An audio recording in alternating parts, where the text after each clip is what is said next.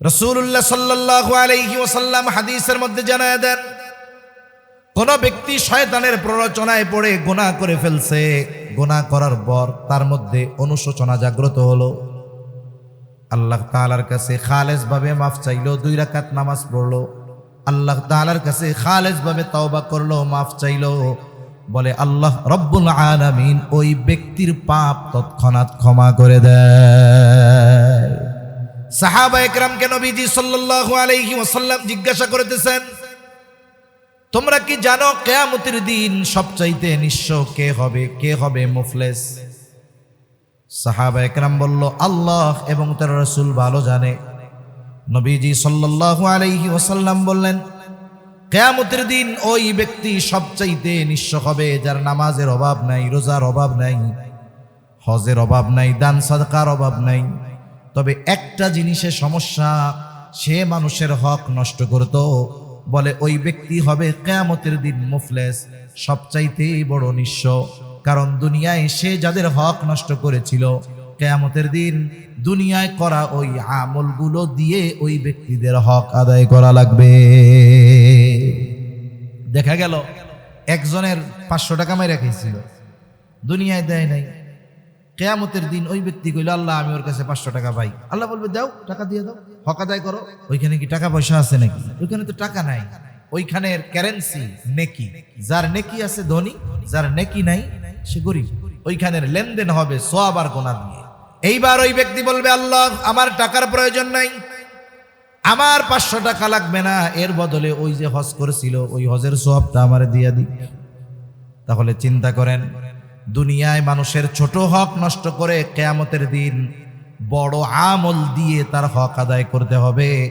বলে যদি আমল না থাকে, সওয়াব না থাকে, যার হক নষ্ট করেছে তার গুনাহ নিয়ে হক আদায় করা লাগবে।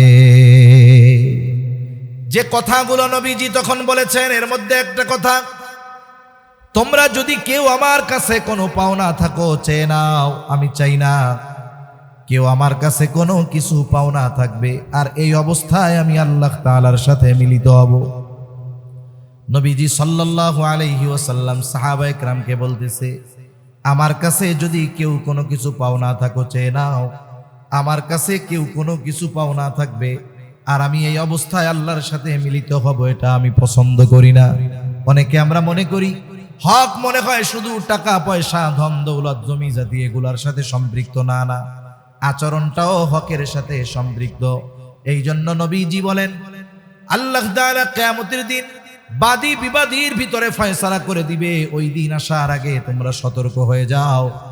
বলে যেই দিন আল্লাহ তাআলা বাদী বিবাদীর মধ্যে ফয়সালা করে দিবে, দুনিয়াতে কেউ যদি শুধু সম্পদের হক না, কথার দ্বারাও অন্যায়ভাবে কাউকে কষ্ট দিয়ে থাকে, কিয়ামতের দিন আল্লাহ তাআলা এই বিষয়টারও ফয়সালা করবে। আল্লাহ রাব্বুল আলামিন বলেন, ইয়া আইয়ুহাল্লাযীনা আমানুত্তাকুল্লাহ, আল্লাহ তাআলা বলেন, হে ঈমানদারেরা তোমরা মুত্তাকি হয়ে যাও। আমরা যদি জিজ্ঞাসা করি আল্লাহ কেমন করে মুত্তাকি হব, আল্লাহ তাআলা বলেন, ওয়াল তানজুর নাফসুম মা কদ্দামাত লিগাদ। আল্লাহ তাআলা বলেন, তুমি তোমার আগামীর দিকে নজর দাও যে তুমি আগামীর জন্য কি প্রেরণ করেছ। এখানে আগামী দ্বারা উদ্দেশ্য ভবিষ্যৎ। আল্লাহ তাআলা বলতেছে, হে ঈমানদার মুত্তাকি হও। আমরা জিজ্ঞাসা করলাম কেমনে হব? আল্লাহ বলে, ঈমানদার তুমি ভবিষ্যতের দিকে নজর দাও, তুমি কি প্রেরণ করেছো। এখানে ভবিষ্যৎ দ্বারা অনির্দিষ্ট ভবিষ্যৎ নয়, দুনিয়ার হায়াতের ভবিষ্যৎ নয়, বরং আল্লাহ তাআলা সুনির্দিষ্ট ভবিষ্যতের কথা বলতেছেন, নিশ্চিত ভবিষ্যতের কথা বলতেছেন। দুনিয়ার যেই হায়াত, এটার ভবিষ্যৎ হলো অনিশ্চিত। আজ থেকে 5 বছর পরে আমি আপনি দুনিয়ায় থাকবো কিনা কোনো নিশ্চয়তা নাই। 5 বছর বহুদূর, 5 ঘন্টা পর দুনিয়ায় থাকবো কিনা এর কোনো নিশ্চয়তা নাই। তবে আমাকে আপনাকে মরতে হবে, বলেন তো এটার নিশ্চয়তা আছে না নাই? কথা বলেন না, আসেনি? এজন্য মৃত্যু হলো সুনিশ্চিত ভবিষ্যৎ, আখিরাত সুনিশ্চিত ভবিষ্যৎ। আল্লাহ তাআলা মূলত বলেন, বান্দা তুমি তোমার সুনিশ্চিত ভবিষ্যতের দিকে নজর দাও, যে ওই সুনিশ্চিত ভবিষ্যতে তুমি ভালো থাকার জন্য কি প্রেরণ করেছ, পরকালে ভালো থাকার জন্য কি প্রেরণ করেছ, আখিরাতের পাথেয় হিসাবে তুমি কি প্রেরণ করেছ, ওই দিকে তুমি নজর দাও। এজন্য আমাদের উচিত পরকালের হিসাব করা।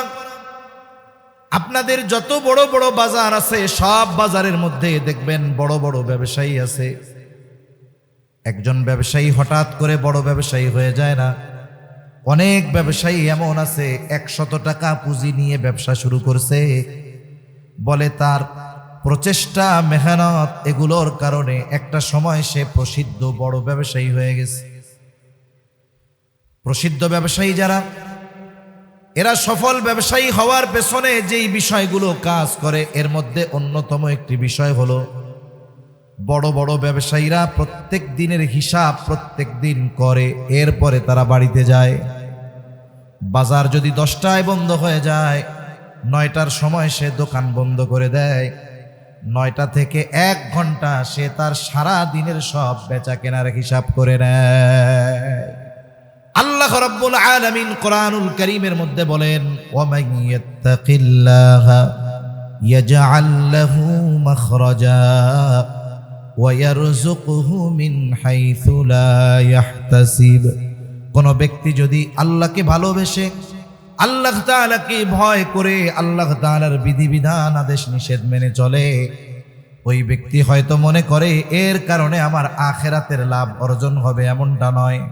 বরং আল্লাহ তাআলা কোরআনুল কারীমের মধ্যে জানায় দেন, আল্লাহ তাআলা ওই ব্যক্তির রিজিকের ব্যবস্থা এমন জায়গা থেকে করবে সে কল্পনাও করতে পারবে না।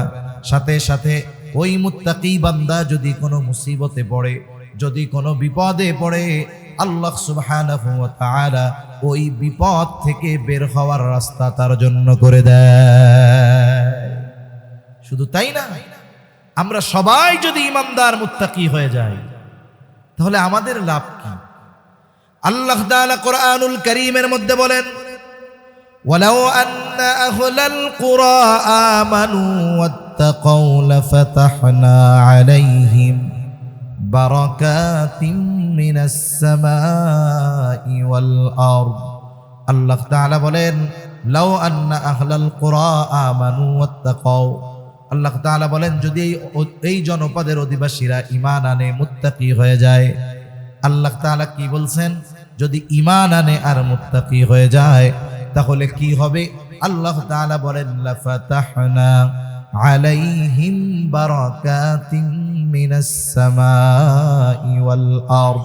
আল্লাহ তাআলা বলেন, আমি অবশ্যই তাদের জন্য আসমান এবং জমিনের বরকতের দরজা সমূহ খুলে দিব। আল্লাহ রাব্বুল আলামিন বলেন, আপনি ওয়াজ করেন, উপদেশ দেন, বারবার উপদেশ দেন।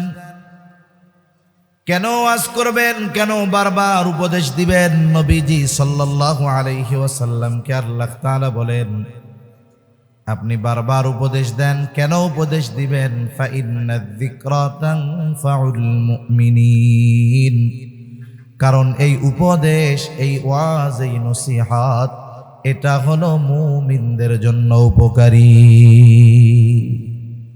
এই মজলিসগুলো মুমিনদের জন্য উপকারী মজলিস। রাসূল আকরাম সাল্লাল্লাহু আলাইহি ওয়াসাল্লাম ওয়াজ করেছেন। নবীজির ওয়াজ আর আমাদের ওয়াজের মধ্যে তফাত আছে। আমরা তো ওয়াজের জন্য আয়োজন দরকার, মাইকিং দরকার, লাইটিং দরকার, প্যান্ডেলিং দরকার, কত রকমের ব্যবস্থাপনা হওয়ার পরেও দেখা যায় ওয়াজ মাহফিল, দ্বীনি মজলিসগুলোর মধ্যে আমাদের একটু বসে থাকার আগ্রহ হয় না।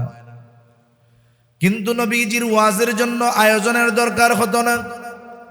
নবীজি সাল্লাল্লাহু আলাইহি ওয়াসাল্লাম যখনই মদিনায় থাকতেন, রাসূল সাল্লাল্লাহু আলাইহি ওয়াসাল্লাম প্রত্যেক নামাজের পর সাহাবায়ে কেরামকে ওয়াজ করতেন।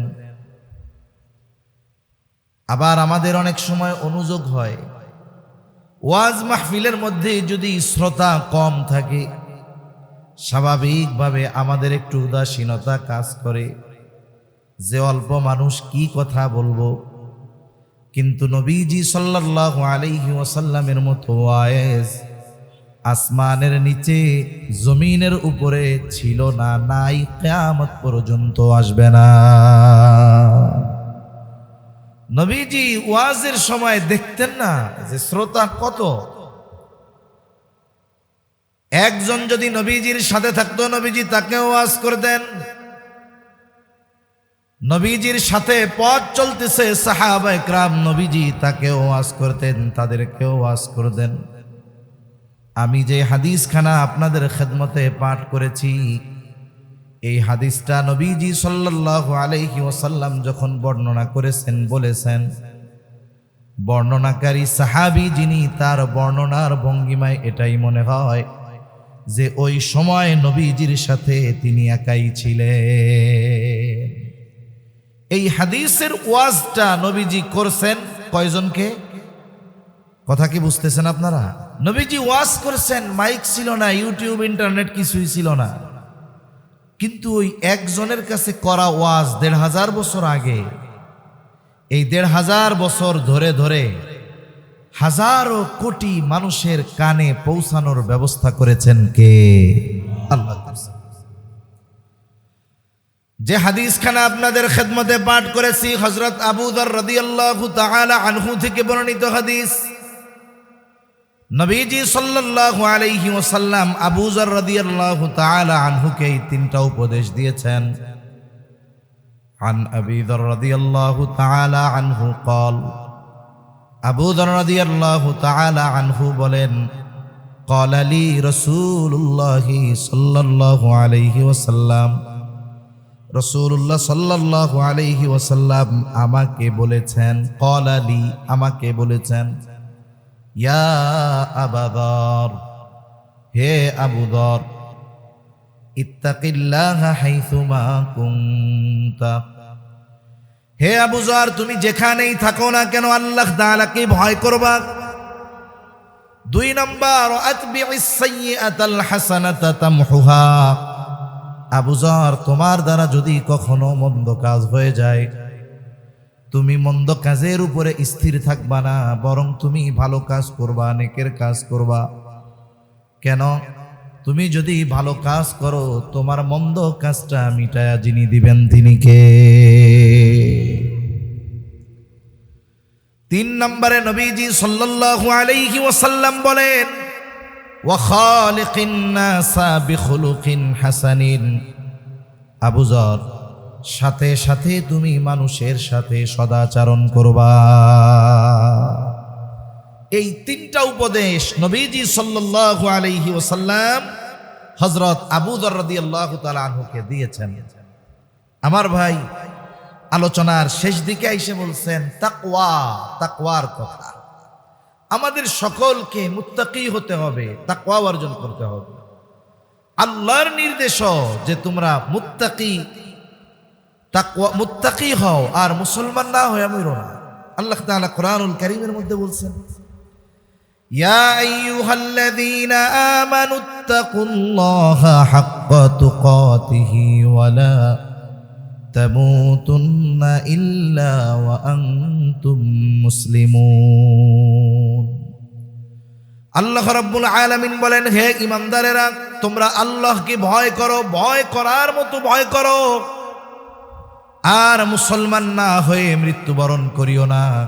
তার মানে যেই মোমেন আল্লাহকে ভয় করার মতো ভয় করে, যেই মোমেন প্রকৃত মুত্তাকি হয়, ওই মোমেনই প্রকৃতপক্ষে মুসলমান হয়। মুসলমান হওয়ার জন্য তাকওয়া দরকার, আর তাকওয়া অর্জনের জন্য ঈমান দরকার। কিন্তু আল্লাহ তাআলা কোরআনুল কারীমের মধ্যে শুধু ঈমানদারদের তাকওয়া অর্জনের আদেশ দিয়েছেন এমনটা নয়, অনেক সময় আল্লাহ তাআলা গোটা মানব সম্প্রদায়কে উদ্দেশ্য করে তাকওয়ার নির্দেশ দিয়েছে। এজন্য তাকওয়া যখন মুমিনকে অর্জনের নির্দেশ দেওয়া হয়, এর দ্বারা উদ্দেশ্য একরকম, আর যখন গোটা মানব সম্প্রদায়কে উদ্দেশ্য করে তাকওয়া অর্জনের আদেশ দেওয়া হয়, তখন তাকওয়ার উদ্দেশ্য হয় অন্য আরেকটা।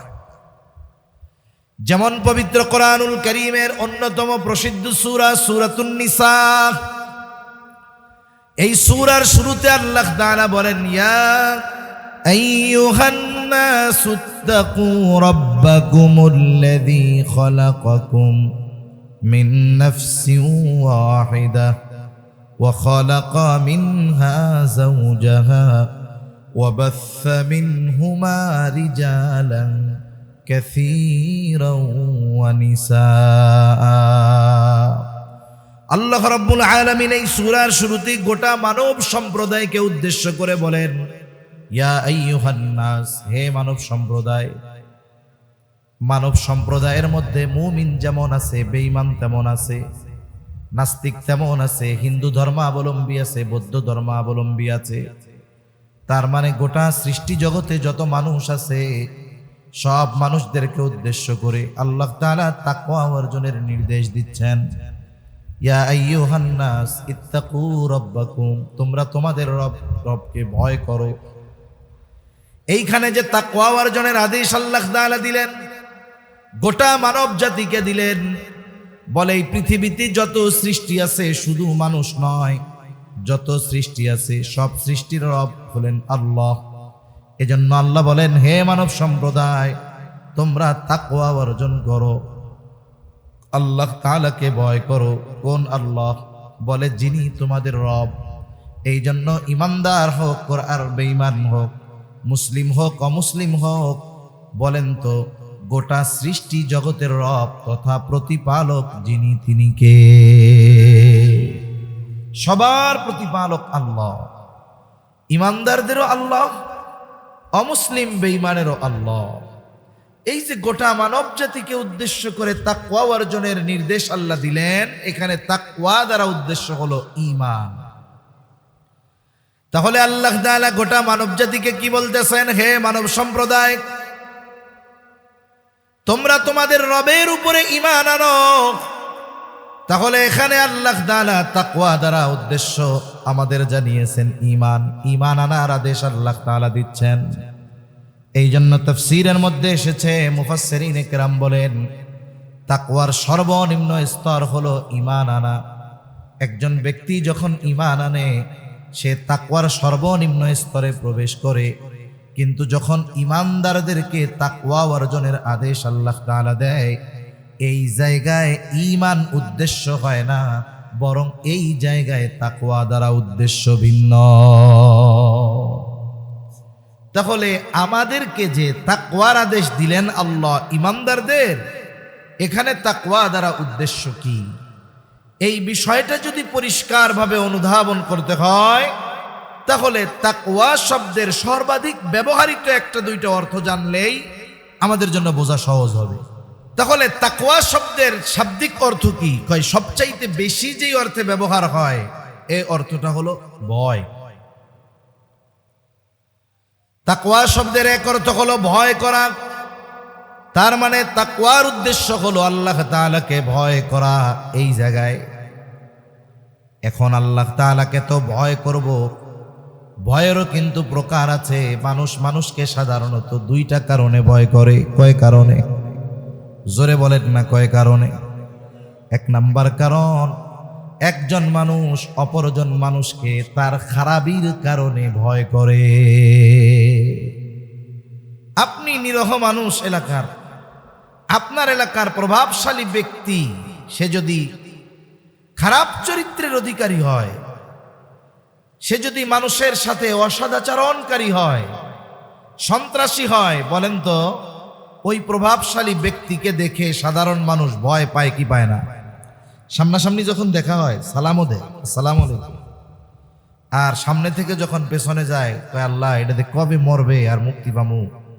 ঠিক কিনা বলেন? তাহলে এই যে ভয়, এই ভয়ের মধ্যে আছে ঘৃণা। আবার মানুষ অপর আর এক মানুষকে তার সম্মানের কারণে ভয় করে। মনে করেন আপনাদের এলাকার একজন সম্মানিত ব্যক্তি, একজন বুজুর্গ মানুষ, মাদ্রাসার প্রিন্সিপাল, সে যখন রাস্তা দিয়ে যায়, সম্মানিত ব্যক্তি হওয়ার কারণে অনেক মানুষ তার সামনে অন্যায় করে না, অপরাধ করে না। বরং যদি অপরাধ করে ওনাকে দেখার পরে সেটা থেকে বিরত থাকে। এই যে ওনাকে ভয় করে ওনার সামনে অপরাধ করা থেকে বিরত থাকলো, বলে এই ভয়ের মধ্যে ঘৃণা নয়, বরং এই ভয়ের মধ্যে আছে আজমত, এই ভয়ের মধ্যে আছে সম্মান আর মহব্বত। অন্যায় করতেছে, এই যে হুজুর আসতেছে, অপরাধ করা যাবে না। তাহলে এক ধরনের ভয়ের মধ্যে থাকে ঘৃণা, আর এক ধরনের ভয়ের মধ্যে থাকে ভালোবাসা। মুমিন আল্লাহ তাআলাকে ভয় করবে, তবে এই ভয়ের সাথে মুমিনের থাকবে ভালোবাসা। কেন?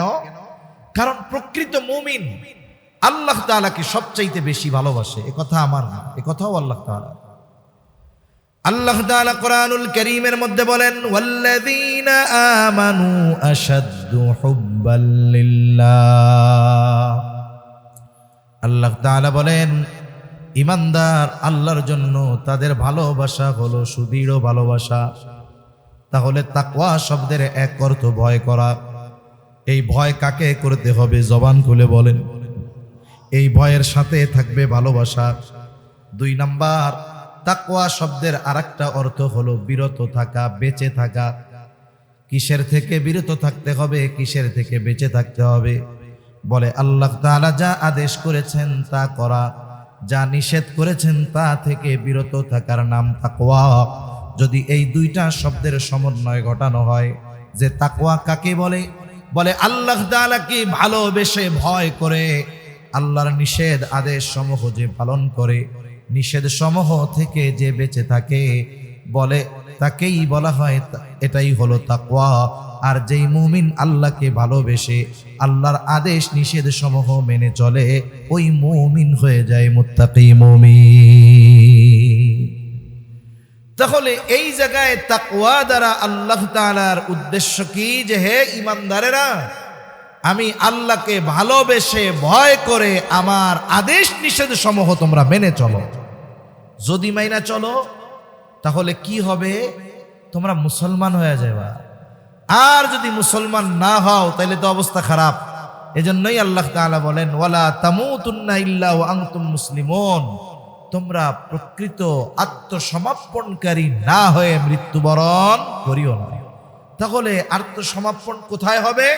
বলে আল্লাহ তাআলার আদেশ নিষেধের সামনে, আল্লাহর বিধানাবলীর সামনে, আল্লাহর আইনের সামনে। এর সামনে যখন আমরা আত্মসমর্পণকারী হয়ে যাব, তার মানে আল্লাহর বিধিবিধান যখন আমরা মেনে চলব, আল্লাহর বিধিবিধান যখন সমাজে প্রতিষ্ঠার প্রচেষ্টা করব, এর আগ পর্যন্ত আমাদের প্রকৃত মুসলিম হওয়া সম্ভব নয়। তাহলে তাকওয়ার আদেশ আল্লাহ তাআলা কোরআনুল কারীমের মধ্যে দিয়েছেন। নবীজি সাল্লাল্লাহু আলাইহি ওয়াসাল্লামও তাকওয়া অর্জনের ব্যাপারে গুরুত্ব দিয়েছেন। কোরআনুল কারীমের যত বৈশিষ্ট্য আছে, এর মধ্যে অন্যতম একটি বৈশিষ্ট্য হলো, কোরআনের মধ্যে শুধু আল্লাহ তাআলার আদেশ নিষেধ আছে এমনটা নয়, বরং আল্লাহ তাআলার ওই আদেশ ঈমানদার তার গোলাম কেমনে বাস্তবায়ন করবে সেই পদ্ধতিও সাথে সাথে আল্লাহ তাআলা জানায় দেয়। একটা হলো আদেশ করা, শেষ, যে এটা করো, এরপরে আর কোনো কিছু নাই। আর একটা হলো আদেশ করার সাথে সাথে এই নির্দেশনাও দিয়ে দেওয়া যে এই আদেশটা তুমি এইভাবে এইভাবে এইভাবে বাস্তবায়ন করো। যেমন যে জীবনে ঢাকা যায় নাই, আপনার এই এলাকা থেকে জীবনে কোনোদিন নদী পাড়ি দিয়ে ওই পাড়ে যায় নাই, ঢাকা তো বহুদূর। আপনি যদি ওই লোককে সকালবেলায় বলেন তোমার আগামীকাল ঢাকা যাইতে হবে, সে তো ঢাকা চিনে না। বলেন তো এই আদেশ তার জন্য সহজ হবে না কঠিন হবে? নিঃসন্দেহে কঠিন হয়ে যাবে। কিন্তু আপনি যদি তারে সুন্দর মতো বাস স্ট্যান্ডে গিয়া বাসে উঠায়া দিয়া বলেন যে তুমি বাস থেকে নামবা না, এই বাস একবারে সর্বশেষ যেখানে যাবে, সবাই নাইমা গেলেও তুমি নামবা না, অমুকে তোমারে বাসের থেকে নামায়া নিয়ে যাবে, এরপরে তুমি নামবা। প্রথমে তার কাছে যতটা কঠিন লাগতেছিল, আপনি যখন তারে যাওয়ার পদ্ধতি বলে দিলেন, প্রথমে যত কঠিন লাগতেছিল এখন একটু সহজ লাগবে। আর ঢাকা গিয়া পৌঁছাইয়া ও আপনারে উল্টা ফোন দিয়া বলবে, আরে কাকা, ঢাকা আসা যে এত সহজ, এ তো আগে জানতাম না। তার মানে আদেশ যখন করেছে তখন এটা কঠিন লাগছে, কিন্তু এই আদেশ বাস্তবায়নের পদ্ধতি যখন বলে দিয়েছে তখন এইটা আর আগের মতো কঠিন থাকে নাই, বরং সহজ হয়ে গেছে। ঠিক কিনা বলেন? এজন্য আল্লাহ তাআলা বান্দাকে শুধু আদেশ করেন এমনটা নয়, বান্দাকে শুধু নিষেধ করেন এমনটা নয়, বরং এই আদেশ নিষেধ বাস্তবায়ন কোরআনুল কারীমের মধ্যে আল্লাহ তাআলা এই তাকওয়া অর্জন বান্দা কিভাবে করবে তাও আল্লাহ তাআলা জানায় দিয়েছে। অনেকগুলা পদ্ধতি আল্লাহ তাআলা বর্ণনা করেছেন, আমরা একটা দুইটা পদ্ধতি নিয়ে কথা বলি। আল্লাহ রাব্বুল আলামিন বলেন, ইয়া আইয়ুহাল্লাযীনা আমানুত্তাকুল্লাহ, আল্লাহ তাআলা বলেন, হে ঈমানদারেরা তোমরা মুত্তাকি হয়ে যাও। আমরা যদি জিজ্ঞাসা করি আল্লাহ কেমন করে মুত্তাকি হব, আল্লাহ তাআলা বলেন, ওয়াল তানজুর নাফসুম মা কদ্দামাত লিগাদ, আল্লাহ তাআলা বলেন তুমি তোমার আগামীর দিকে নজর দাও যে তুমি আগামীর জন্য কি প্রেরণ করেছ। এখানে আগামী দ্বারা উদ্দেশ্য ভবিষ্যৎ। আল্লাহ তাআলা বলতেছে, হে ঈমানদার মুত্তাকি হও। আমরা জিজ্ঞাসা করলাম কেমনে হব, আল্লাহ বলে, ঈমানদার তুমি ভবিষ্যতের দিকে নজর দাও, তুমি কি প্রেরণ করেছ। এখানে ভবিষ্যৎ দ্বারা অনির্দিষ্ট ভবিষ্যৎ নয়, দুনিয়ার হায়াতের ভবিষ্যৎ নয়, বরং আল্লাহ তাআলা সুনির্দিষ্ট ভবিষ্যতের কথা বলতেছেন, নিশ্চিত ভবিষ্যতের কথা বলতেছেন। দুনিয়ার যেই হায়াত এটার ভবিষ্যৎ হলো অনিশ্চিত। আজ থেকে 5 বছর পরে আমি আপনি দুনিয়ায় থাকবো কিনা কোনো নিশ্চয়তা নাই। 5 বছর বহুদূর, 5 ঘন্টা পর দুনিয়ায় থাকবো কিনা এর কোনো নিশ্চয়তা নাই। তবে আমাকে আপনাকে মরতে হবে, বলেন তো এটার নিশ্চয়তা আছে না নাই? কথা বলেন না, আসেনি? এজন্য মৃত্যু হলো সুনিশ্চিত ভবিষ্যৎ, আখিরাত সুনিশ্চিত ভবিষ্যৎ। আল্লাহ তাআলা মূলত বলেন, বান্দা তুমি তোমার সুনিশ্চিত ভবিষ্যতের দিকে নজর দাও, যে ওই সুনিশ্চিত ভবিষ্যতে তুমি ভালো থাকার জন্য কি প্রেরণ করেছ, পরকালে ভালো থাকার জন্য কি প্রেরণ করেছ, আখিরাতের পাথেয় হিসাবে তুমি কি প্রেরণ করেছ, ওই দিকে তুমি নজর দাও। এজন্য আমাদের উচিত পরকালের হিসাব করা। আপনাদের যত বড় বড় বাজার আছে সব বাজারের মধ্যে দেখবেন বড় বড় ব্যবসায়ী আছে। একজন ব্যবসায়ী হঠাৎ করে বড় ব্যবসায়ী হয়ে যায় না।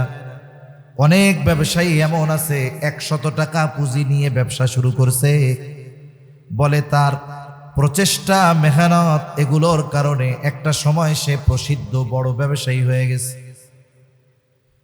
প্রসিদ্ধ ব্যবসায়ী যারা, এরা সফল ব্যবসায়ী হওয়ার পেছনে যেই বিষয়গুলো কাজ করে এর মধ্যে অন্যতম একটি বিষয় হলো বড় বড় ব্যবসায়ীরা প্রত্যেক দিনের হিসাব প্রত্যেক দিন করে, এরপরে তারা বাড়িতে যায়। বাজার যদি 10টায় বন্ধ হয়ে যায়, 9টার সময় সে দোকান বন্ধ করে দেয়। 9টা থেকে 1 ঘন্টা সে তার সারা দিনের সব বেচা কেনার হিসাব করে নেয়। ব্যবসায়ীরা হিসাব করে মূলত কয়েকটা জিনিসের। একটা হলো আজকে তার বেচা কেনা কত হয়েছে, আজকে তার কয় টাকার মাল কেনা হয়েছে, আজকে তার কত টাকা বাকি গিয়েছে। এই সবগুলোর সমন্বয়ে সে হিসাব বের করে যে আজকে তার লাভ কত আছে। মনে করেন একজন 1 লক্ষ টাকা বিক্রয় করলে তার 20,000 টাকা লাভ হয়।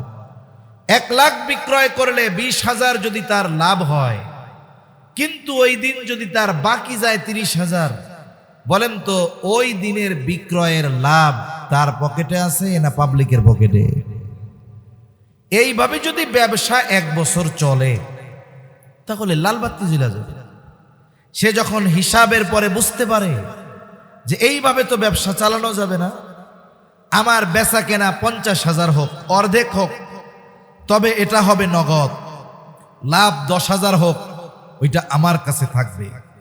এইবার এই হিসাবের মাধ্যমে সে পরের দিন ব্যবসা কিভাবে পরিচালনা করবে এর একটা রূপরেখা তৈরি করতে পারে। সে এবার তার দোকানের কর্মচারীদেরকে কঠোর ভাষায় বলে, শোনো, আগামীকাল থেকে আমার বাবাও যদি বাকি চায়, খবরদার একটা টাকাও বাকি দিবা না। বাকি বিক্রয় বন্ধ। বলে বিক্রয় নগদ হবে, যা হয় নগদ হবে, কোনো বাকি দেওয়ার সুযোগ নাই। এইবার দেখেন আগামী দিন যে ব্যবসা বাকি দেওয়া যাবে না, এই সিদ্ধান্তে উপনীত হতে পেরেছে কেন? বলে এই সিদ্ধান্তে উপনীত হতে পেরেছে এই কারণে যে গত রাত্রে সে হিসাব করার পরে সে বাসায় গিয়েছে, আর এই হিসাব করার কারণে সে এই সিদ্ধান্তে উপনীত হতে পেরেছে।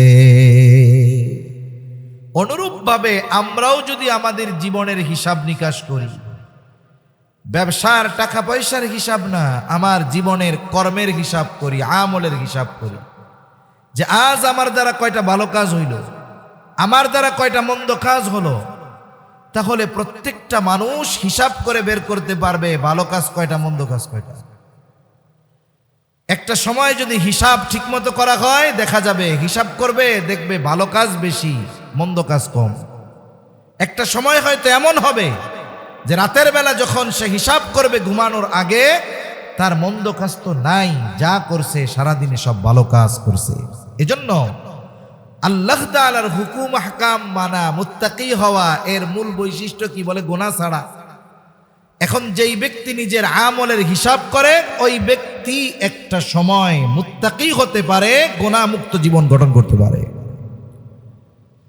এখন আসেন, তাকওয়া যদি অর্জন করি তাহলে কি দুনিয়ার লাভ না আখিরাতের লাভ? বলে দুনিয়ারও লাভ, আখিরাতেরও লাভ।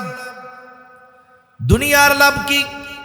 আল্লাহ রাব্বুল আলামিন কোরআনুল কারীমের মধ্যে বলেন, ওয়া মান ইয়াত্তাকিল্লাহা ইয়াজআল লাহু মাখরাজা ওয়া ইয়ারযুকুহু মিন হাইথু লা ইয়াহতাসিব। কোন ব্যক্তি যদি আল্লাহকে ভালোবেসে, আল্লাহ তাআলাকে ভয় করে, আল্লাহ তাআলার বিধিবিধান আদেশ নিষেধ মেনে চলে, ওই ব্যক্তি হয়তো মনে করে এর কারণে আমার আখিরাতের লাভ অর্জন হবে, এমনটা নয়। বরং আল্লাহ তাআলা কোরআনুল কারীমের মধ্যে জানায় দেন, আল্লাহ তাআলা ওই ব্যক্তির রিজিকের ব্যবস্থা এমন জায়গা থেকে করবে সে কল্পনাও করতে পারবে না। সাথে সাথে ওই মুত্তাকি বান্দা যদি কোনো মুসিবতে পড়ে, যদি কোনো বিপদে পড়ে, আল্লাহ সুবহানাহু ওয়া তাআলা ওই বিপদ থেকে বের হওয়ার রাস্তা তার জন্য করে দেয়। শুধু তাই না, আমরা সবাই যদি ইমানদার মুত্তাকি হয়ে যাই, তাহলে আমাদের লাভ কি?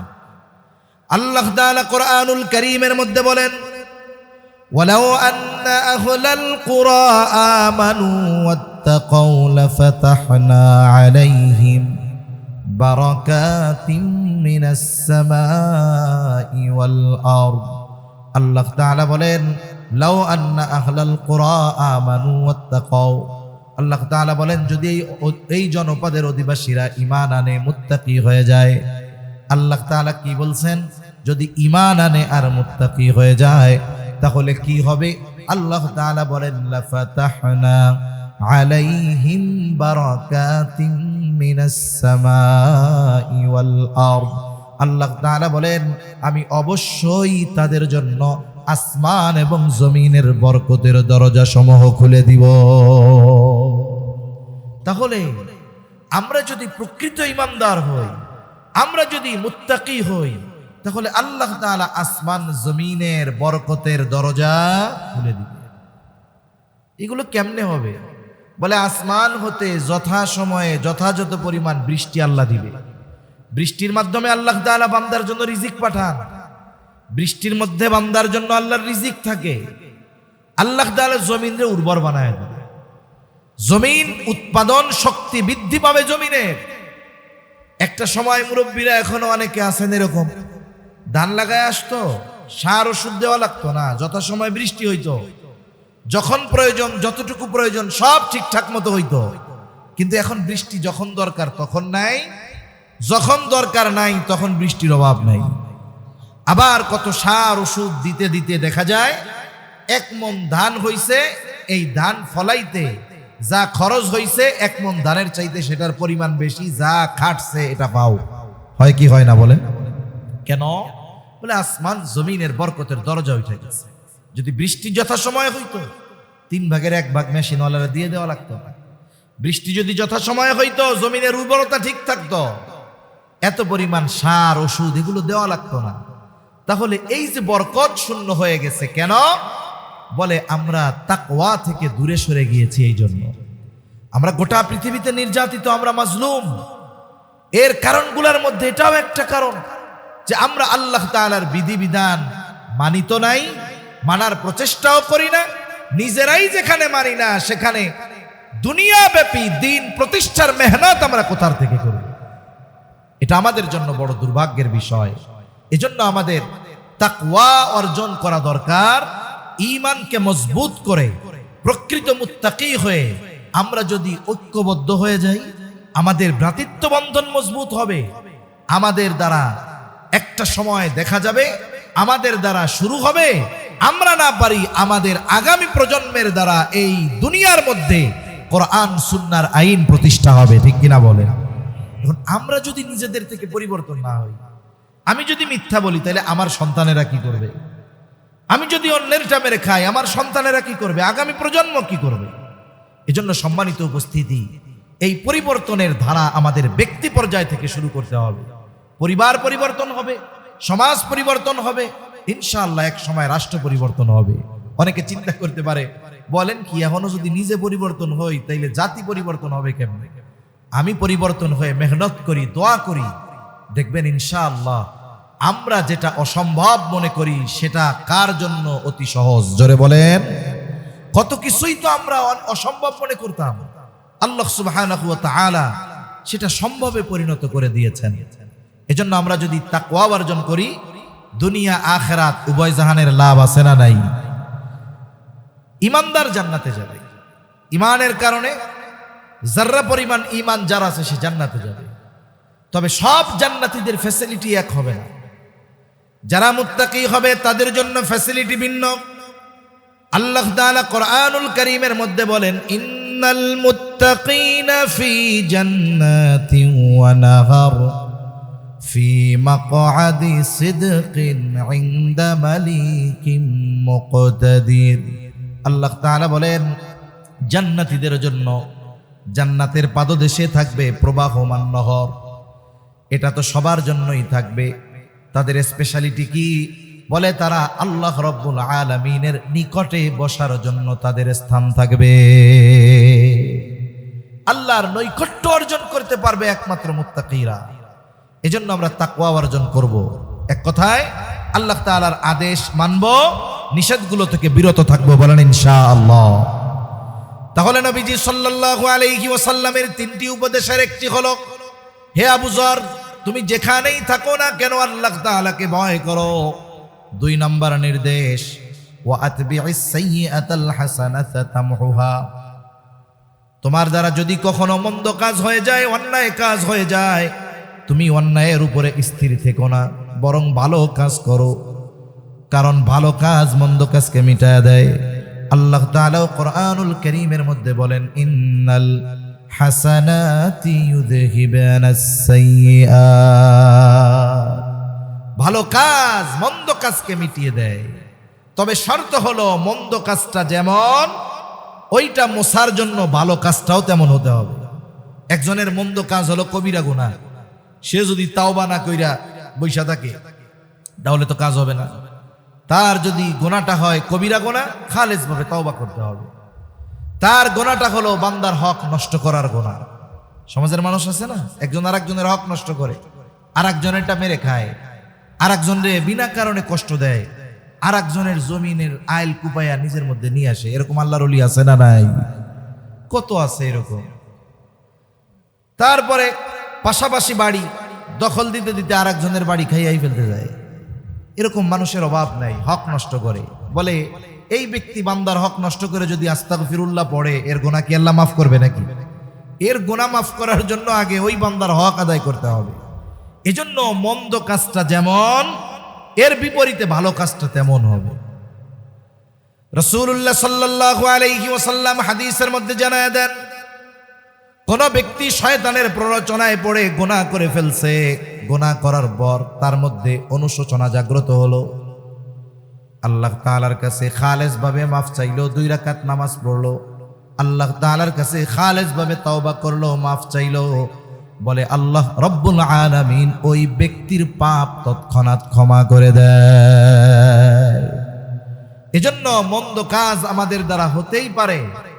শয়তান সর্বদা খারাপ কাজ করানোর জন্য তার মিশন জারি রাখে আমাদের উপরে, হতেই পারে। তবে ওই মন্দ কাজের উপরে স্থির থাকা যাবে না। মন্দ কাজ যদি আল্লাহর হক সম্পৃক্ত হয়, আল্লাহর কাছে মাফ চাইতে হবে। বান্দার হক যদি সম্পৃক্ত হয়, বান্দার কাছ থেকে মাফ চেয়ে নিতে হবে। কারণ আল্লাহ রাসূল সাল্লাল্লাহু আলাইহি ওয়াসাল্লাম বান্দার হকের ব্যাপারে খুব জটিল কথা বলছেন। সাহাবা একরামকে নবীজি সাল্লাল্লাহু আলাইহি ওয়াসাল্লাম জিজ্ঞাসা করতেছেন, তোমরা কি জানো কিয়ামতের দিন সবচাইতে নিঃস্ব কে হবে মুফলিস? সাহাবা একরাম বলল, আল্লাহ এবং তার রাসূল ভালো জানে। নবীজি সাল্লাল্লাহু আলাইহি ওয়াসাল্লাম বললেন, কিয়ামতের দিন ওই ব্যক্তি সবচাইতে নিঃস্ব হবে যার নামাজের অভাব নাই, রোজার অভাব নাই, হজের অভাব নাই, দান সাদকার অভাব নাই। তবে একটা জিনিসের সমস্যা, সে মানুষের হক নষ্ট করত। বলে ওই ব্যক্তি হবে কিয়ামতের দিন মুফলিস, সবচাইতে বড় নিঃস্ব। কারণ দুনিয়ায় সে যাদের হক নষ্ট করেছিল, কিয়ামতের দিন দুনিয়ায় করা ওই আমলগুলো দিয়ে ওই ব্যক্তিদের হক আদায় করা লাগবে। দেখা গেল একজনের 500 টাকা মেরে রেখেছিল, দুনিয়ায় দেয় নাই। কিয়ামতের দিন ওই ব্যক্তি কইল, আল্লাহ আমি ওর কাছে 500 টাকা পাই। আল্লাহ বলবে, দাও, টাকা দিয়ে দাও, হক আদায় করো। ওইখানে কি টাকা পয়সা আছে নাকি? ওইখানে তো টাকা নাই। ওইখানের কারেন্সি নেকি। যার নেকি আছে ধনী, যার নেকি নাই সে গরিব। ওইখানের লেনদেন হবে সওয়াব আর গুনাহ দিয়ে। এইবার ওই ব্যক্তি বলবে, আল্লাহ আমার টাকার প্রয়োজন নাই, আমার 500 টাকা লাগবে না, এর বদলে ওই যে হজ করেছিল ওই হজের সওয়াবটা আমার দিয়ে দিই। তাহলে চিন্তা করেন, দুনিয়ায় মানুষের ছোট হক নষ্ট করে কিয়ামতের দিন বড় আমল দিয়ে তার হক আদায় করতে হবে। বলে যদি আমল না থাকে, সওয়াব না থাকে, যার হক নষ্ট করেছে তার গুনাহ নিয়ে হক আদায় করা লাগবে। এজন্য জীবনটা এমন ভাবে গড়ার চেষ্টা করি যেন দুনিয়া থেকে যাওয়ার সময় আমার আপনার কাছে কোনো মানুষ কোনো কিছু পাওনা না থাকে। রাসূলুল্লাহ সাল্লাল্লাহু আলাইহি ওয়াসাল্লাম যার আগে পরের সব আল্লাহ মাফ করে দিয়েছেন। নবীজি দুনিয়া থেকে যাওয়ার 9 দিন আগে সাহাবা একরামকে মসজিদে নববীর ভিতরে ডাকছেন। যে কথাগুলো নবীজি তখন বলেছেন, এর মধ্যে একটা কথা, তোমরা যদি কেউ আমার কাছে কোনো পাওনা থাকো চেয়ে নাও, আমি চাই না কেউ আমার কাছে কোনো কিছু পাওনা থাকবে আর এই অবস্থায় আমি আল্লাহ তাআলার সাথে মিলিত হব। নবীজি সাল্লাল্লাহু আলাইহি ওয়াসাল্লাম সাহাবা একরামকে বলতেছে, আমার কাছে যদি কেউ কোনো কিছু পাওনা থাকো চেয়ে নাও, আমার কাছে কেউ কোনো কিছু পাওনা থাকবে আর আমি এই অবস্থায় আল্লাহর সাথে মিলিত হব, এটা আমি পছন্দ করি না। অনেকে আমরা মনে করি হক মনে হয় শুধু টাকা পয়সা, ধন দৌলত, জমি জাতি এগুলার সাথে সম্পৃক্ত। না, আচরণটাও হকের সাথে সম্পৃক্ত। এই জন্য নবীজি বলেন, আল্লাহ তাআলা কিয়ামতের দিন বাদী বিবাদীর ভিতরে ফয়সালা করে দিবে। ওই দিন আসার আগে তোমরা সতর্ক হয়ে যাও। বলে যেই দিন আল্লাহ তাআলা বাদী বিবাদীর মধ্যে ফয়সালা করে দিবে, দুনিয়াতে কেউ যদি শুধু সম্পদের হক না, কথার দ্বারাও অন্যায়ভাবে কাউকে কষ্ট দিয়ে থাকে, কিয়ামতের দিন আল্লাহ তাআলা এই বিষয়টারও ফয়সালা করবে। আচরণের দ্বারাও মানুষের হক নষ্ট করা হয়, এটাও যদি দুনিয়াতে কেউ করে, এই বিষয়টারও ফয়সালা কিয়ামতে যিনি করবেন তিনি কে? শুধু মানুষের মধ্যে আল্লাহ ফয়সালা করবে তা না, গোটা সৃষ্টি জগতে সকল সৃষ্টির মধ্যে আল্লাহ তাআলা ফয়সালা করবে। দুনিয়ায় শক্তিশালী একটা প্রাণী যদি দুর্বল কোনো প্রাণীর উপরে অবিচার করে থাকে, বলে কিয়ামতের দিন ওই শক্তিশালী প্রাণীর থেকে দুর্বল প্রাণীর প্রতিশোধ আদায় করে দেওয়া হবে। ওই বিচারটাও আল্লাহ তাআলা করবেন। কত বড় ইনসাফগার আল্লাহ, কত বড় ন্যায়পরায়ণতা আমার আপনার মালিকের। এজন্য এই দুনিয়াতে সতর্ক থাকা দরকার। তো এক কথা থেকে অন্যদিকে চলে গেলাম, আমার আপনার দ্বারা যদি মন্দ কাজ হয়ে যায়, মন্দ কাজের উপরে স্থির না থেকে আমরা ভালো কাজ করব। কবিরা গুনাহ হলে তাওবা করব, মানুষের সাথে সম্পৃক্ত কোনো অন্যায় হলে তার কাছ থেকে ক্ষমা চেয়ে নিবে। 3 নাম্বার নবীজি বলেন ওয়া খালিকিন নাসা বিখুলুকিন হাসানিন, মানুষের সাথে সদাচরণ করবা। সদাচরণ এটা ব্যাপক অর্থবোধক শব্দ। সদাচার এখানেও হক সম্পৃক্ত বিষয়। বলে যে আমার কাছে যেই হক প্রাপ্য, যে আমার কাছে যেমন আচরণ প্রাপ্য, তাকে সেই হক দেওয়া, তার সাথে ওই রকম আচরণ করা হলো তার হক। আর এটাই হলো সদাচার। একজন সদাচারী ব্যক্তি সে সবার হক আদায় করে। বলে মাতা পিতার সাথে সদাচরণ করো, তার মানে কি? মাতা পিতার হক আদায় করো। অমুসলিম তার সাথেও সদাচরণ আছে, ছোট মানুষ এর সাথেও সদাচরণ আছে, প্রতিবেশীর সাথে সদাচরণ আছে। মানুষের সাথে মানুষের সদাচারের কিছু লেভেল আছে। যেমন আমি মানুষ হিসাবে সব মানুষেরই আমার উপরে কিছু হক আছে, আমারও কিছু হক তাদের উপরে আছে। মানুষ মুসলিম হোক আর অমুসলিম হোক, প্রত্যেকটা মানুষ আমার আপনার কাছে ভালো ব্যবহার পাবে, এটা মানুষ হিসাবে মানুষের হক। অনেক সময় আমরা চিন্তা করি যে একই সমাজের মধ্যে মুসলিম আছে অমুসলিম আছে। হ্যাঁ, ইমানদার মুসলিম, মুসলিম হিসাবে আলাদা কিছু হক সে আমার কাছে পাও না, এটা তো অবশ্যই। কিন্তু একজন অমুসলিমও যদি সমাজে বসবাসকারী হয়, আমার প্রতিবেশী হয়, একজন অমুসলিমও আমার কাছ থেকে সদাচরণ, এটা তার হক। আয়েশা সিদ্দিকা রাদিয়াল্লাহু তাআলা আনহা নবীজি সাল্লাল্লাহু আলাইহি ওয়াসাল্লামকে জিজ্ঞাসা করতেছে, ইয়া রাসূলুল্লাহ সাল্লাল্লাহু আলাইহি ওয়াসাল্লাম, আমার 2 জন প্রতিবেশী, একজন মুসলিম আর একজন হলো ইহুদি। একজন মুসলিম আর একজন ইহুদি। ইয়া রাসূলুল্লাহ, প্রতিবেশী হিসাবে কে আমার কাছে বেশি হক পাও না?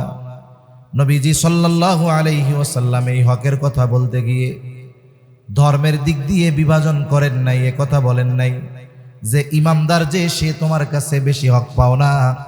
বরং নবীজি বললেন, আয়েশা, যার দরজা তোমার দরজার বেশি কাছে, সে তোমার কাছে প্রতিবেশী হিসাবে বেশি হক প্রাপ্য। তার মানে আমার বাসার নিকটে যদি একজন অমুসলিমের বাসা হয়, আর একজন মুসলিমের যদি বাসা হয়, কিন্তু অমুসলিমের বাসা যদি আমার বেশি নিকটে হয়, প্রতিবেশী হিসাবে এই অমুসলিম আমার কাছে বেশি হক পাওয়া না। সুবহানাল্লাহ বলেন। অথচ কি দেখেন, একজন অমুসলিমের সাথে ব্যবহার এরকম, আর এক মুসলিমের উপরে তো অপর মুসলিমের অনেক হক আছে। তার কথার দ্বারা কষ্ট দেওয়া যাবে না, তার জানমালের ক্ষতি করা যাবে না, তার সম্মান নষ্ট করা যাবে না। মুসলমান ইমানদার একে পরস্পরের প্রতি হিংসা বিদ্বেষ এগুলো লালন করবে না। কিন্তু আমাদের একে অপরের প্রতি হৃদ্রতা, মোহাব্বত, ভালোবাসা তো নাই, বরং আমাদের একে অপরের প্রতি হিংসা বিদ্বেষ। এ ওর ভালোটা দেখতে পারে না, ও ওর কল্যাণ দেখতে পারে না, হিংসার সমুদ্রে হাবুডুবু খায়। এ হাসাদ, হিংসা, অহংকার আসমান জমিনে সংগঠিত হওয়া প্রথম অন্যায়, প্রথম পাপ। শয়তান অহংকার করেন, আদম আলাইহিস সালামকে হিংসা করে, অহংকার করে সে শয়তান হয়ে গেছে, সব আমল তার বরবাদ হয়ে গেছে। এজন্য আল্লাহ রাসূল সাল্লাল্লাহু আলাইহি ওয়াসাল্লাম হাসাদ মুক্ত অন্তর অর্জনের নির্দেশ দিয়েছেন, কিবির তথা অহংকার মুক্ত হৃদয় অর্জনের নির্দেশ দিয়েছেন। যেই হৃদয়ের মধ্যে হিংসা আছে, অহংকার আছে, এটা পরিশুদ্ধ হৃদয় হতে পারে না। আল্লাহ তাআলার কাছে আমাদের পরিশুদ্ধ কল্প নিয়ে হাজির হতে হবে। কিন্তু যেই হৃদয়ের মধ্যে হিংসা ভরা, অহংকার ভরা, অন্যের প্রতি বিদ্বেষ ভরপুর, এই হৃদয় পরিশুদ্ধ হৃদয় হতে পারে না। এজন্য ইউনিটির ক্ষেত্রে, ঐক্যের ক্ষেত্রে প্রথম তো আমাদের মুসলিম অপর মুসলিম যে আমরা ভাই ভাই, আল মুসলিম ও আখুল মুসলিম, এই যে আমাদের পারস্পরিক যে ভাইয়ের সম্পর্ক আল্লাহর রাসূল নির্ধারণ করে দিলেন।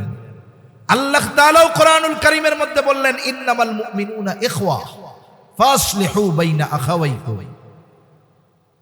মুমিন পরস্পর ভাই ভাই, ফাসলিহু বাইনা আখাওয়াইকুম। 2 ভাইয়ের মধ্যে যদি দ্বন্দ্ব লাগে, তৃতীয় জনের কাম হইল দ্বন্দ্ব দূর করা।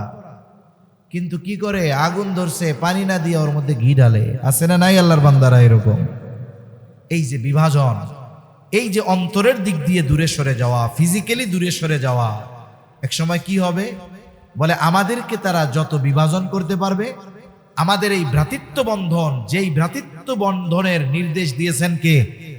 আল্লাহ তাআলা। এই যে একত্রে অটুট থাকার নির্দেশ আল্লাহ তাআলা দিলেন, আমরা এখান থেকে যত দূরে সরতেছি, 250 কোটি হওয়ার পরেও ওই যে দেখেন মাত্র 1 কোটির কাছে মায়ের খাইয়ে আমরা সাইজ হয়ে যাচ্ছি, ঠিক কিনা কন? নবীজিও ভ্রাতৃত্বের কথা বলছেন, আল মুসলিমু আখুল মুসলিম, মুসলমান মুসলমানের ভাই। আল্লাহ বললেন ইন্নামাল মুমিনুনা ইখওয়া, মুমিনরা পরস্পর ভাই ভাই। আল্লাহ রাসূল সাল্লাল্লাহু আলাইহি ওয়াসাল্লাম আমাদের মধ্যে সম্পর্ক কেমন হওয়া দরকার ছিল? নবীজি সাল্লাল্লাহু আলাইহি ওয়াসাল্লাম বলেন আল মুসলিমু কাজাসাদিন ওয়াহিদ, মুসলমান একটা দেহের ন্যায়। যখন তার পায়ে কাটা ফুটে, সে এর ব্যথা গোটা শরীরে অনুভব করে। ইনিস্তাকা আইনুহু ইস্তাকা কুল্লুহু, যদি চোখে কোনো কষ্ট পায়, এই কষ্ট গোটা দেহের মধ্যে প্রভাব বিস্তার করে। ইনিস্তাকা রাসুহু ইস্তাকা কুল্লুহু, বলে মাথায় যদি কোনো আঘাত পায়, গোটা দেহ এই আঘাত অনুভব করে।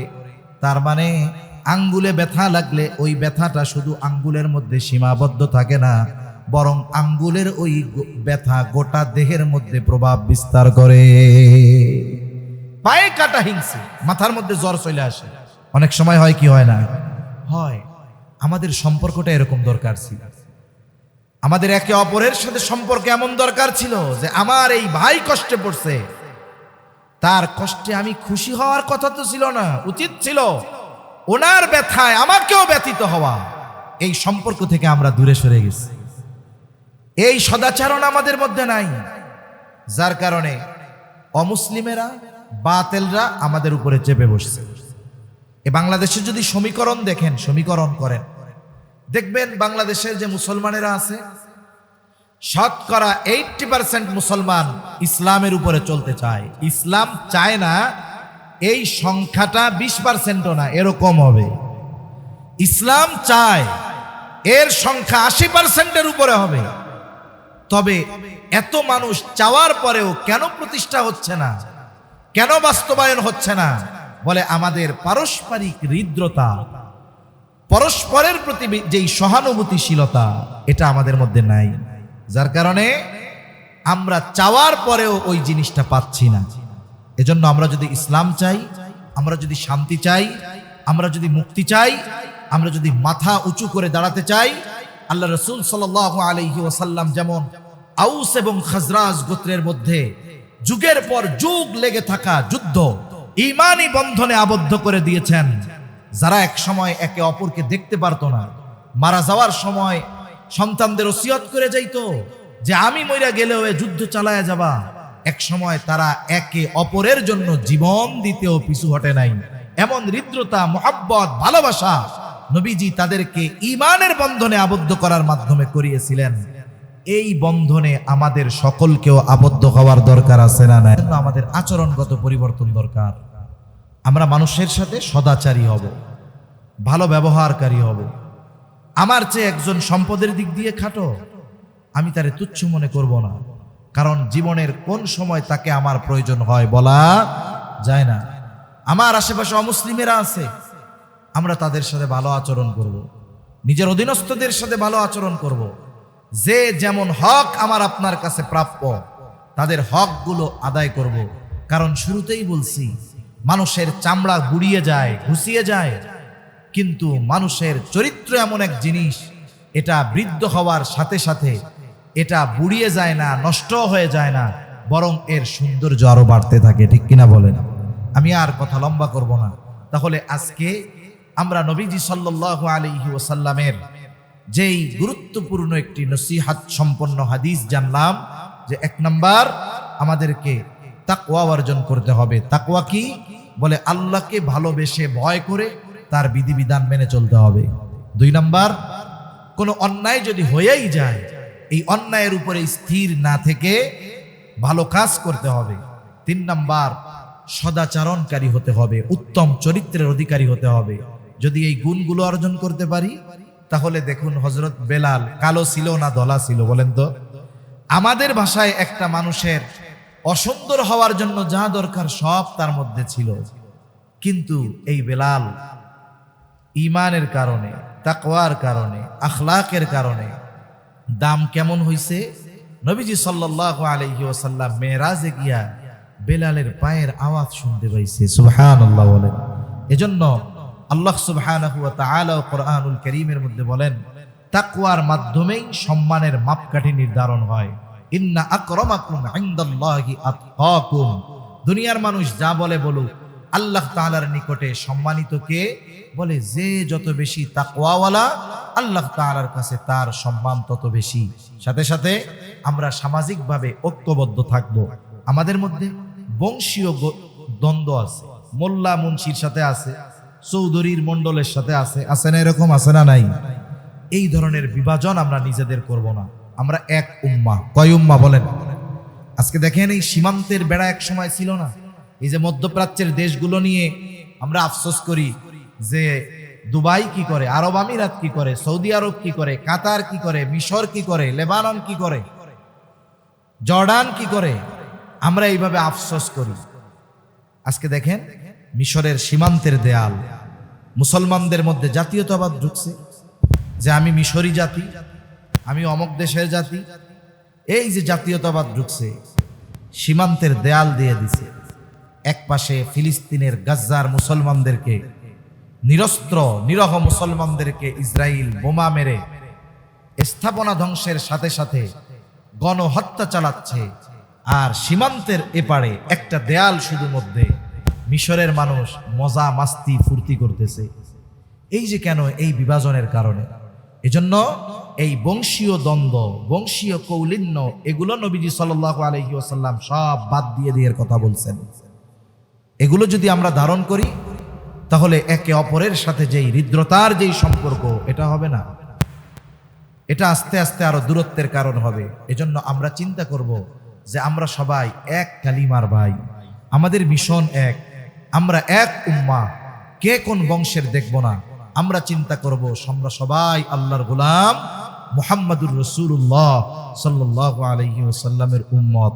এটাকে যদি প্রাধান্য বেশি দেই, তাহলে দেখবেন এক ভাই কষ্ট পাইলে ওই কষ্টটা আমারও লাগবে, আরেক ভাইয়ের দুঃখে আমার দুঃখ লাগবে, আরেক ভাইয়ের সফলতায় আমার আনন্দ আসবে। আর যদি না হয়, তাহলে আরেক ভাইয়ের কষ্ট আমারে আনন্দ দিবে, আরেক ভাইয়ের ব্যর্থতা আমার আনন্দের কারণ হবে, আরেক ভাইয়ের সফলতা আমার হিংসার কারণ হবে, আরেক ভাইয়ের কল্যাণ তার প্রতি আমার বিদ্বেষের কারণ হবে। আমাদের জবান, আমাদের অন্তর হিংসা, বিদ্বেষ এগুলোতে ভর্তি হয়ে যাবে। এজন্য সম্মানিত উপস্থিতি, শুধুমাত্র মৌখিকভাবে ভ্রাতৃত্ব বন্ধন নয়, আমাদের আন্তরিকভাবে অন্তরের দিক দিয়ে আমাদের একে অপরকে ভ্রাতৃত্ব বন্ধনের সুতায় আবদ্ধ করতে হবে।